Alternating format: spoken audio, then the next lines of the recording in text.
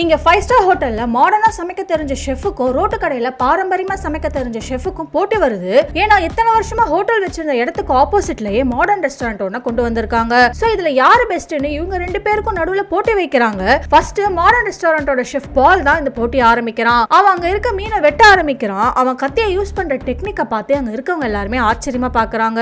அந்த அளவுக்கு நீட்டா ரெண்டா வெட்டிடுறான். அதுக்கப்புறம் வெட்டின பீஸ்ல கையை வச்சு பார்த்தே மீன்ல இருக்க முள்ள எல்லாத்தையுமே எடுத்துறான். அதை எடுத்ததுமே அந்த மீனை ரோட்டு கடை வச்சிருக்க ஸ்கை கிட்ட தூக்கி போடுறான். இப்ப இவன் அதை வாங்கி அவன் திறமையை காட்டுறான். இவன் கத்தி எடுத்து அந்த மீனை வெட்ட ஆரம்பிக்கிறான். இவனை சுத்தி இருக்கவங்க எல்லாம் இவன் என்னதான் பண்றான்னு ஆர்வமா பாத்துட்டு இருக்காங்க. ஆனா அவன் அதை கடைசியா தூக்கி போடும்போது பார்த்தா எல்லா பீஸுமே ஒரே சைஸ்ல அழகா கட் பண்ணியிருக்கான். இதை பார்த்த மாடர்ன் ரெஸ்டாரண்டோட சேர்மனே ரெண்டு பேரோட திறமையும் பார்த்து ஆடி போயிடுறாரு. சோ நடக்க போற இன்டர்நேஷனல் ஷெஃப் காம்படிஷன்ல ரெண்டு பேருமே கலந்துக்கணும்னு சொல்றாரு. அதுல ரோட்டு கடை வச்சிருக்க ஸ்கை வின் பண்ணா நாங்க ஒதுங்கிக்கிறோம். சப்போஸ் மாடர்ன் ரெஸ்டாரண்ட்ல இருக்க பால் வின் பண்ணா உங்க ரோட்டு கடை எல்லாத்தையுமே நாங்க மாடர்ன் ரெஸ்டாரண்டா மாத்திடுவோம்னு பெட் வைக்கிறாங்க. அடுத்த கொஞ்ச நாள்லயே அந்த காம்படிஷனுக்கான ஃபர்ஸ்ட் ரவுண்டும் நடக்குது. அதுல ஸ்கை அவனுக்கு தெரிஞ்ச பாரம்பரியமான டிஷ் ஒன்னு சமைக்கிறான். ஆனா பால் அவனுக்கு தெரிஞ்ச எல்லா டெக்னிக்கும் யூஸ் பண்ணி அவன் சமைச்சதை ரொம்ப அழகா பிரசன்ட் பண்ணிடுறான். ஃபைனலா அந்த ரவுண்ட்ல சமையல் என்னதான் டேஸ்டா இருந்தாலும் பிரசன்டேஷன் தான் முக்கியம்னு பால வின்னு சொல்லிடுறாங்க. என்னதான் இவங்க ரெண்டு பேருக்குள்ளயும் போட்டி இருந்தாலுமே ரெண்டு பேருமே மத்தவங்களோட திறமையை மதிக்க தெரிஞ்சவங்களா இருக்காங்க.